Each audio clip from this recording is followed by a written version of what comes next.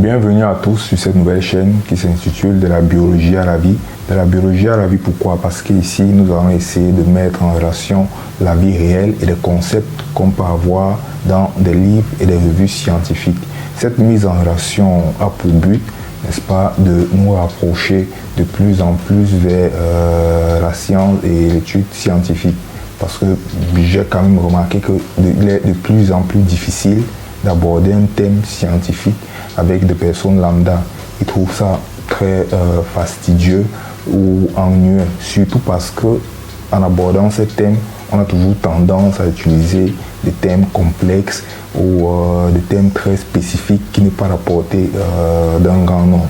Donc, dans cette vidéo et dans cette chaîne, on va essayer d'aller pas à pas avec des vidéos divulgatives et des concepts, n'est-ce pas, décortiqués de telle manière à ce que voilà, tous les auditeurs puissent en tirer quelque chose. Le titre de cette première vidéo est donc le sucre et la fatigue. Le sucre et la fatigue, pourquoi? Parce que vous avez déjà certainement entendu parler du sucre dans une multitude de vidéos. On parle du sucre comme une drogue, du sucre comme un poison, du sucre comme responsable de tous les maux, du cancer et voilà, de tout ce qu'on peut imaginer de mauvais. Par contre ici, nous allons plutôt présenter une bonne image du sucre, n'est-ce pas? Une bonne image du sucre dans le sens où sans sucre, bah, nous ne vivons pas. Voilà, clairement, sans sucre, nous ne vivons pas. Parce que sachant que le sucre est, comme certains le disent, le carburant de notre organisme. Si on veut essayer de faire ce parallèle, n'est-ce pas, avec des moteurs thermiques, c'est pas des moteurs qu'on trouve dans nos voitures de tous les jours. Voilà. Le sucre peut être considéré comme le carburant de notre organisme. Et aussi, j'ai beaucoup entendu parler de la fatigue. J'ai vu certaines vidéos, certains exposés, certaines discussions, n'est-ce pas, où les gens essayaient d'expliquer pourquoi on se sentait fatigué à un certain moment. Donc ici, nous allons voir ça, pourquoi est-ce qu'on se sent fatigué, pourquoi est-ce qu'on ressent cette sensation de fatigue là, pourquoi est-ce qu'on ressent cette sensation de picotement au niveau des muscles quand nous sommes fatigués. Comme je l'ai dit à l'entame de cette vidéo, nous sommes souvent nombreux à se demander pourquoi est-ce qu'on se sent fatigué, pourquoi est-ce qu'on se sent fébrile. Est-ce parce qu'on n'a pas assez bien dormi? Est-ce parce qu'on ne s'est pas bien reposé? Est-ce parce qu'on n'a pas eu une alimentation saine et équilibrée?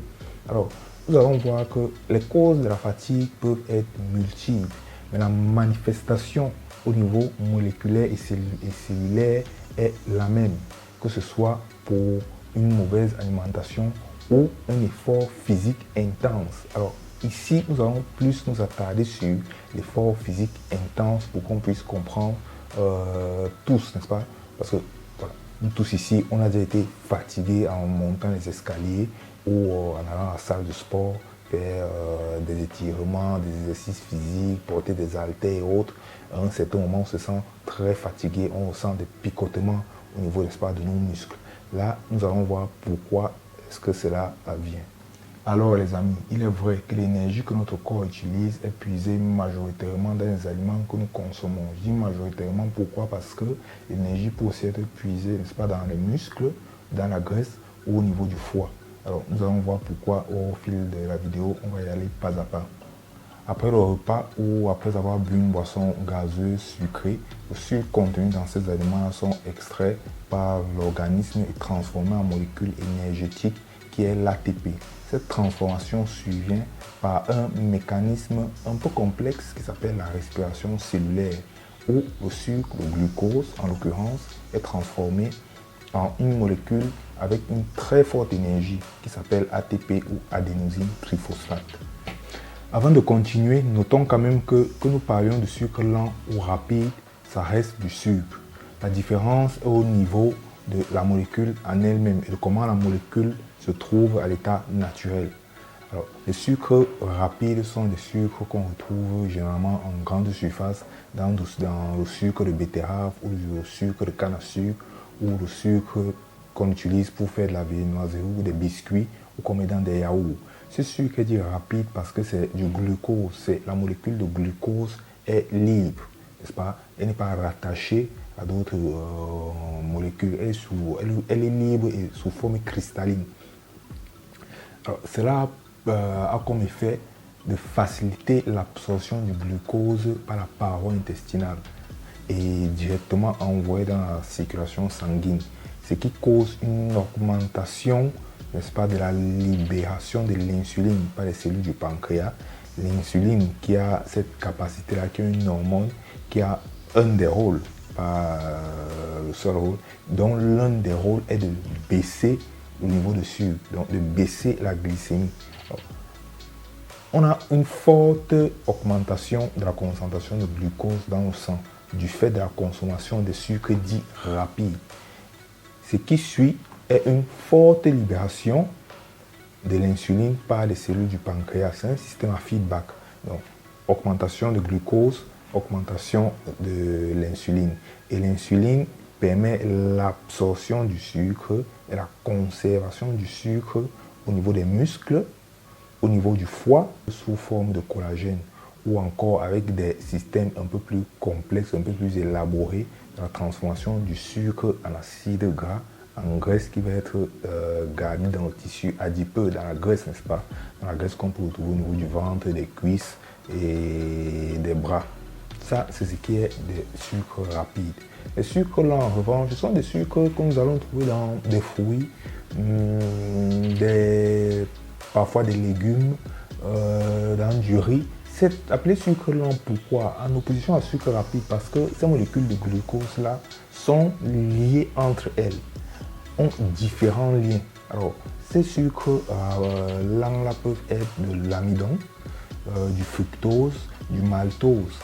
Ce n'est pas seulement les liens entre les différentes molécules de glucose qui portent un sucre lent. Il s'agit aussi de la structure même de la molécule du sucre. Parce que le glucose a une structure particulière et les autres sucres ont des structures particulières. Mais notons que le corps absorbe et ne tolère que le glucose.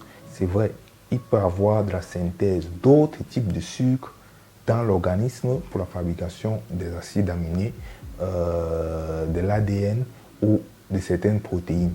Oui, mais le sucre absorbé par l'organisme, c'est du glucose. Donc, quand nous avons ces sucres-là, ces sucres complexes, amidon, fructose, maltose et autres, qu'est-ce que fait l'organisme? L'organisme transforme d'abord ces sucres complexes-là en sucre rapide qu'est le glucose. Donc, la transformation de l'amidon en glucose prend du temps.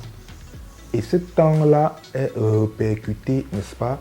Et on a l'impression qu'on absorbe le sucre plus lentement, on digère plus lentement, plus doucement qu'en consommant du glucose directement, en consommant du sucre blanc, en consommant du sucre raffiné directement. Donc ça, c'est la différence entre les deux sucres, sucre lent et sucre rapide. Le sucre rapide, c'est du glucose à l'état brut, isolé, qui peut se trouver sous la forme cristalline ou pas. Et les sucres lents, ce sont des sucres complexes type amidon, fructose, maltose, galactose et autres qui doivent être convertis en glucose avant d'être absorbés. Et cette conversion-là de sucre lent, de sucre complexe, n'est-ce pas, excusez-moi, en glucose prend du temps et c'est ce temps-là, n'est-ce pas, qui nous permet de ne pas avoir un fort pic d'insuline dans le sang et une forte baisse de la glycémie qui nous provoque cette sensation de fatigue, d'étourdissement. Après avoir dit cela, nous pouvons constater ou nous rendre compte pourquoi est-ce qu'on dit qu'il ne faut pas manger, consommer beaucoup de sucre. Parce que nous avons vu qu'une des réserves de sucre est le gras. Ce n'est pas une réserve de sucre à proprement dit parce que pour passer du glucose au gras, il y a une transformation qui se passe. Un long processus de transformation qui se passe pour arriver au gras, aux acides tricarboxyliques. Il y a un long processus, mais qu'à cela ne tienne, c'est du sucre qui est transformé en graisse. Et l'autre réserve de sucre est le glycogène, comme j'ai dit antérieurement, qui est conservé au niveau du foie ou au niveau des muscles. Et une partie aussi est envoyée dans la circulation sanguine. Et le glycogène est la première source d'énergie, la première réserve, excusez-moi, énergétique consommée par l'organisme au bout d'un effort physique intense ou moins intense.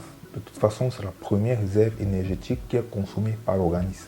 Là, nous avons parlé des cas où on a une hausse, n'est-ce pas, de glycémie, une hyperglycémie dans le sang. Mais qu'advient-il si nous sommes en hypoglycémie du fait de ne pas avoir mangé pendant un long moment ou du fait d'avoir jeûné pendant trop longtemps?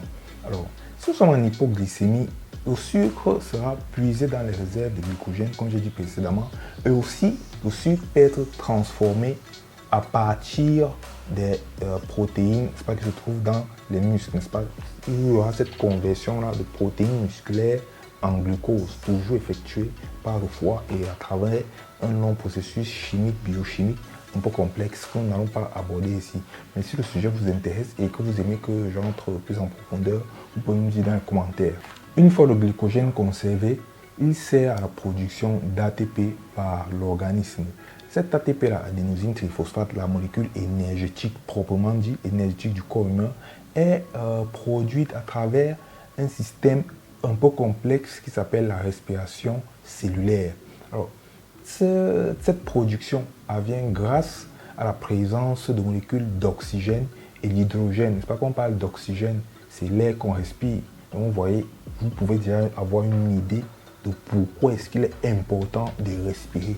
Pourquoi est-ce qu'il est important de respirer de l'oxygène surtout? Parce que si on respire de l'azote, du dioxyde de carbone, du méthane, ça n'a pas le même effet que si on respirait l'oxygène. Parce que l'oxygène qu'on respire nous permet de fabriquer l'ATP à partir de molécules de glucose qu'il y a dans notre organisme. L'oxygène a vraiment un rôle fondamental pour nous. Alors, c'est avec cette énergie-là qu'on réussit à respirer. C'est avec cette énergie-là que le système nerveux central autonome peut fonctionner. C'est avec cette énergie-là que le cœur peut réussir à battre. Donc vous vous rendez compte que si on n'a plus d'air, si on ne parvient plus à respirer aisément, normalement, il n'y a plus de production d'énergie. Plus de production d'énergie, arrêt des systèmes, extinction des lumières, on tombe, coma et il peut s'en suivre une mort. Une fois la réserve de glycogène épuisée, le corps passe par un autre mécanisme de production d'énergie qui est la fermentation lactique. Bien que moins efficace que la respiration cellulaire, la fermentation lactique nous produit 2 molécules d'ATP, molécules énergétiques, contre 32 molécules par la respiration cellulaire. Maintenant, pourquoi nous parlons de la fermentation lactique? Nous parlons de la fermentation lactique parce que un des produits collatéraux de la fermentation lactique est l'acide lactique qui est relâché dans l'organisme. Quelle importance a l'acide lactique? L'acide lactique est converti en lactate. Cette conversion comprend le fait qu'un hydrogène est arraché, n'est-ce pas, de l'acide lactique, et cet hydrogène-là est relâché dans la circulation sanguine. Et le lactate est retransformé en glucose ou en protéines par le foie, n'est-ce pas? Donc le lactate repart dans la chaîne de transformation de sucre, de protéines et autres au niveau du foie. Cet hydrogène-là, donc, qui est relâché dans l'organisme, contribue à l'augmentation de l'acidité du milieu. L'augmentation de l'acidité du milieu nous conduit à un pH plus bas, n'est-ce pas? Notons et rappelons qu'un pH bas signifie un pH acide, un pH haut signifie un pH basique. Ce pH acide n'est pas optimal pour le fonctionnement de l'activité musculaire qui comprend la myosine et l'actine et d'autres protéines annexes. Nous n'allons pas nous étaler dessus parce que ce sera trop long et trop académique. Notons que le pH acide n'est pas optimal pour le fonctionnement de l'activité musculaire. Et les ions hydrogène ne proviennent pas seulement de la transformation de l'acide lactique en lactate, mais aussi de la dégradation de l'ATP, de l'adénosine triphosphate. Alors là, nous retrouvons énormément d'ions hydrogène dans l'organisme qui contribuent à l'augmentation de l'acidité et qui est, comme nous l'avons dit il y a quelques instants, qui est nocif à l'activité musculaire. Et cette augmentation donc de l'acidité au niveau intramusculaire qui porte donc à cette fatigue, à ces picotements, à ces brûlures que nous pouvons ressentir après un exercice physique. Mais ne confondons pas ces brûlures que nous pouvons ressentir aux sensations de picotement et de douleur que nous pouvons avoir. Parce que là, c'est un autre mécanisme. Ce n'est pas lié au glucose, ce n'est pas lié à l'augmentation de l'acidité dans le milieu, n'est-ce pas? C'est lié à autre chose. La douleur que nous pouvons ressentir est due en revanche à des micro-lésions qui apparaissent lors d'une activité physique. Ces micro-lésions-là sont automatiquement réparées par l'organisme avec le temps et surtout avec un bon repos. Et c'est aussi pour ça qu'il est conseillé aux athlètes, à ceux qui font des compétitions de très haut niveau, d'avoir un très bon sommeil réparateur pour pouvoir réparer, n'est-ce pas, leurs fibres musculaires qui se sont déchirées, qui se sont cassées. Durant ce temps de réparation des micro-lésions, nous sentons des douleurs et des picotements dus aussi, n'est-ce pas, à cette déchirure-là. C'est un peu comme si vous vous blessez, comme si vous vous cognez la tête quelque part, vous allez vous sentir mal, normalement. Et bien, c'est la même chose. Donc, avec le temps, avec un bon repos, il y aura une réparation des tissus musculaires et une augmentation de la masse musculaire. Imaginez un peu un habit qu'on déchire, on coud, on redéchire, on coud, on déchire, on coud de manière répétitive plusieurs fois, une vingtaine de fois. À un moment, vous allez voir cette partie qu'on a déchirée et recousue prendre du volume à cause des fils, n'est-ce pas, qu'on ne fait qu'entrelacer au même niveau. C'est la même chose au niveau musculaire et ceci explique pourquoi ceux qui font de l'activité physique intense, régulière, prennent du poids et prennent du muscle.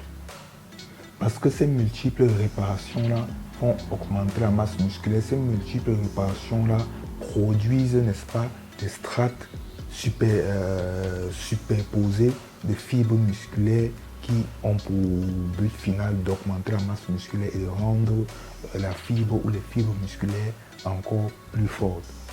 Là, nous sommes arrivés à la fin de notre vidéo où nous avons parlé de l'importance fondamentale du sucre. Nous avons vu que le sucre est fondamental pour notre activité motrice, pour notre réflexion, parce qu'il constitue, n'est-ce pas, le glucose, l'essence, le carburant, l'électricité, n'est-ce pas, de notre organisme qui peut être considéré comme une machine. En plus de cela, nous avons parlé des sucres lents et des sucres rapides, en disant que les sucres rapides sont, en gros, je simplifie la chose, les sucres rapides sont des sucres constitués de molécules de glucose seules, isolées, plus facilement absorbables par la paroi intestinale. Et les sucres lents sont des sucres complexes qui peuvent être constitués de plusieurs molécules de glucose liées entre elles ou d'autres sucres complexes comme l'amidon ou le maltose.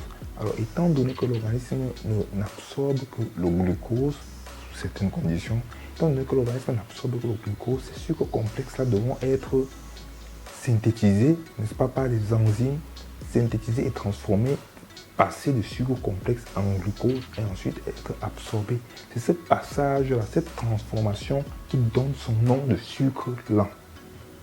Et enfin, nous avons vu que la fatigue musculaire est produite par l'augmentation de l'acidité au niveau intramusculaire due à la forte concentration d'ions hydrogène dans l'organisme. Les douleurs que nous pouvons ressentir au niveau musculaire sont dues à des micro-lésions après un exercice physique intense ou bien même moins intense. Ces micro-lésions-là seront réparées par l'organisme après un sommeil réparateur.